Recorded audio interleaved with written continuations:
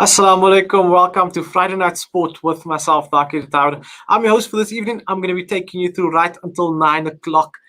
It's been a while. I missed all the viewers and the listeners of Salam Media. I hope you guys missed me as well, and let me keep you entertained for the next 2 hours. We've got a jam-packed show for you. We're going to be chatting to a sports psychologist first. He goes by the name of Lloyd Bemelmen. He's going to tell us a bit more about Naomi Osaka dropping out of the Roland Garros due to mental health concerns. And this is something big because Naomi Osaka, who is one of, let's say, one of the favorite tennis players for many around the world, and she's on her way to becoming a tennis great, winning a couple of Grand Slams, and she was easily on her way to winning another. With her dropping out of the tournament, a fan favorite, did the TV ratings go down? How does all of this have a ripple effect on the tournament as a whole? After that, we're going to be chatting to cricket journalist Sfiso Mazibuko. He's going to be telling us a bit about the cricket awards, the CSA awards that took place on Monday evening. The big winners, obviously, Shabnam Ismail, Anrich Nokia. He's going to tell us how we can sum up their season and also a few of the other big winners. Then we're going to preview the Proteas touring to West Indies. A big one. The Proteas will definitely be looking to get off on the right foot and get going, because we do know that there is a T20 World Cup coming up later this year that South Africa would look to put their hands up for as a contender for the title, because we do know South Africa has not had the best success when it comes to international cricketing tournaments. We're going to be wrapping the show up with a very interesting guest. He is a record breaker in his own kind. He is a phenomenal human being, Zirk Botha. He rode all the way from Cape Town to Rio, and he covered 72,000 kilometers in order to get there. Yep, that's what we have on the lineup for this evening. But first up, we're going to be chatting to Lloyd Bemelmen, telling us a bit more about Naomi Osaka's situation in the French Open, also known as the Roland Garros, and how that can affect a player and also the rest of the tournament. And let's just hear from his side as a sports psychologist. How do we approach a situation like this in order to get one of tennis's darlings back on the court? Hi there. Hi, how are you Good doing? evening, Lloyd. Thanks for joining me. I really appreciate you taking the time out of your Friday evening to chat about a topic that's near and dear to your heart. Yes, thank you very much for having me. It's very nice to chat to you this evening. Just 1 second, Lloyd. We just have a bit of a technical glitch on our side. We will be with you in just a second.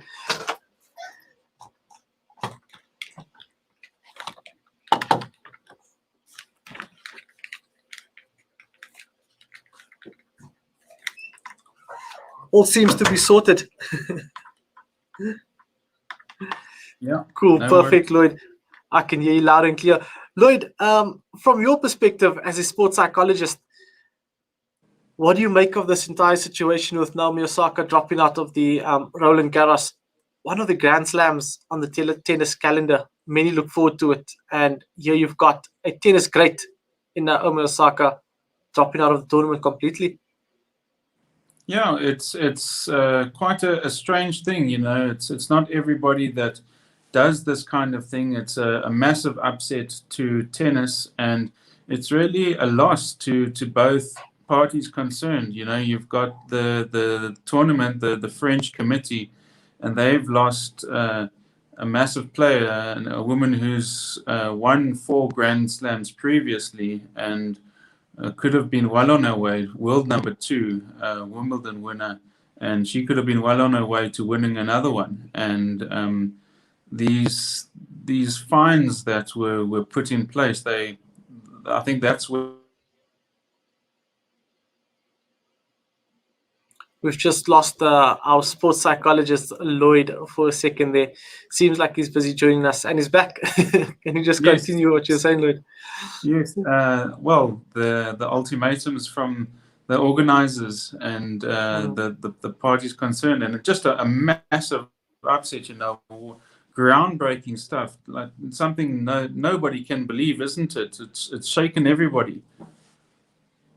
But do you think that something like this was bound to happen in the sporting fraternity because athletes are now being bound to commitments that could necessarily put them off their game? Because, I mean, we do know it's not everybody's strong point speaking to the press, speaking to the media, but also when you've got yourself performing at such a high level and you've got media sort of toying with your brain and your mental state by asking questions that could um, lead you to, obviously, that could provoke you, if we can put it quite frank.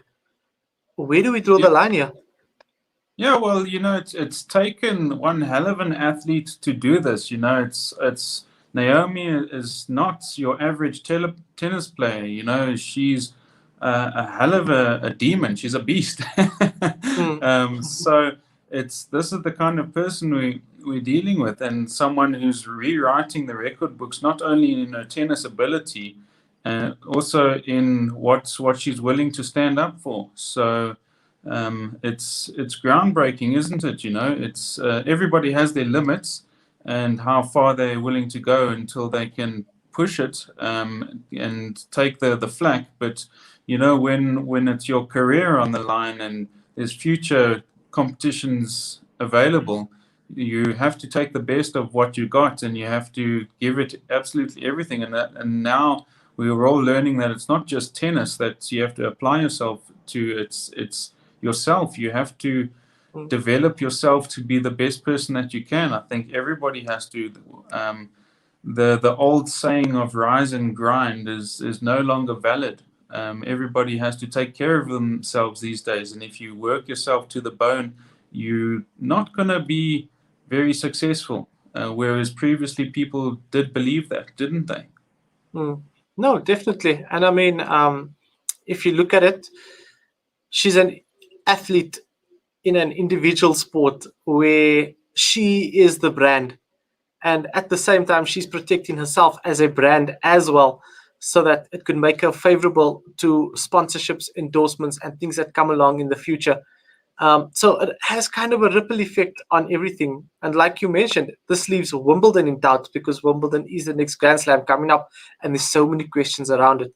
But I mean, Lloyd, yourself as a sports psychologist, this is me and you one on one in a therapy room. I'm telling you now exactly this is why I'm dropping out of Roland Garros. How do you deal with a patient, and what is your advice to them going forward? Well, people have to live the experience. You can't really just have someone talk to you and tell you what you want to hear and make sense of it. Psychology puts people in boxes and it categorizes them according to uh, like certain characteristics, but it has to be applied. You have to live the life that you want, and there's a massive field of positive psychology that's emerging, and it's huge. It's absolutely massive, and it applies to absolutely everybody who doesn't have pathologies, these ailments that other people typically associate with psychology. Now psychology is now relevant to absolutely everybody. So your day to day, your success is like it's earmarked by your characteristics day to day, day in, day out, what you do every single day, Mm, because all you essentially have is one day and it's repeated. I don't know if you've ever seen the movie Groundhog Day. It's about a guy who just has the same day repeated on himself every single day, and it's only him. So if you ever did watch it, it's something quite similar. It's a very old movie. definitely need to go watch it way before my time. Yeah, But no, yeah. something to look at. And I mean, with you in all your years experience and going through the books, what have you picked up that are common trends that athletes are now facing compared to when you just started out, where that athletes wouldn't be facing back then? Yeah, well, there's a lot, isn't there? There's the technological revolution is doubling every single year, and it's growing a hell of a lot. There's cyberbullying now, and there's a whole lot going on that's not just athletes but individuals are facing, and there's a lot that it's everybody is a lot better off than they previously were in relation to like wealth, and yeah, there's a lot of like poverty in Africa and South Africa, but you know, globally, the global community, everybody is far better off than the people 100 years ago, where they were all forced into war and had famine, and people are living longer. There's a lot of positive things going on, but you know, when technology advances, we don't really know how to deal with it. So yes, there's athletes, but the exposure that athletes have, they're exactly the same as everybody else's exposure that they have to cell phones and laptops and social media. And we're only now beginning to understand the effect of social media, because there's hardly been any long-term studies of it. And yeah, there's a lot of problems around it, you know. And looking at athletes in specific, we know that it's massive. It has a massive effect and impact. I mean, we look at the likes of the footballers in the UK, Marcus Rashford, that came out recently, where he's been abused openly on social media, and racially abused as well. And it just shows that, yes, at the same time, social media and media gives us access to our favorite athletes and superstars, but at the same time, that access can be quite daunting, because now you find that not everybody has good intentions. Yes, yes, absolutely. It's called the shadow in psychology, and absolutely everybody has the ability to do evil. And you can be one nice person that one day, and the next day you can be a total I can't say the word on radio, but you can be a really horrible person the next day, and it's within you, and it's within everybody, and that's why you can change your situation and change who you are, and people can like tick you off and irritate you, and then it only takes so much time before you freak out and do something. These people who are criminals, it's just all exposure. It's all exposure. The environment that you've had previously in your upbringing, in your background, it's learned behavior, a lot of it. Yeah, so it's plays on the person, and it exposes you to a lot of different things. No, definitely. And I mean, let's just go back to the tennis topic now. You've given us quite a good background and an understanding as to the viewers and the listeners at home putting themselves in Naomi Osaka's shoes. And that is now, you've given us a background to where we could be if we were her. Going forward from this, you can count the French Open out of this. Tennis is number 2 in the world. There is Wimbledon coming up. There's Olympic Games coming up. There is all of these massive events. And for an athlete to meet the requirements of the tournament, and when I'm talking of requirements, we're looking at the media part of it specifically. Do you think that some adjustments should be made from a tournament perspective and an administration perspective in order to respect the athletes' views and their thoughts on accepting media interviews? Yeah, I think absolutely, most definitely. I think that's a yes and a yes answer. It's 100% necessary, and you have to like now we're learning that players are individuals before they are players. Yes, the sport has been there before they were there, but you have to celebrate the individual. Because when they win, it's the athlete that wins. It's the team in football, but especially in tennis, you learn and you figure out that the individual, but is important. But people know this. They celebrate the Cristiano Ronaldos and the massive tennis, the soccer, the football players. And implicitly, you do understand when a goal is scored, you celebrate the person, but yes, there is also a team victory. So you have to understand the person behind the athlete and the personality that you're doing. But it's certainly necessary to structure interviews and team policies as well based on the person you'll have far wide-reaching benefit for this if it is implemented, whereas if it isn't, this will just reoccur.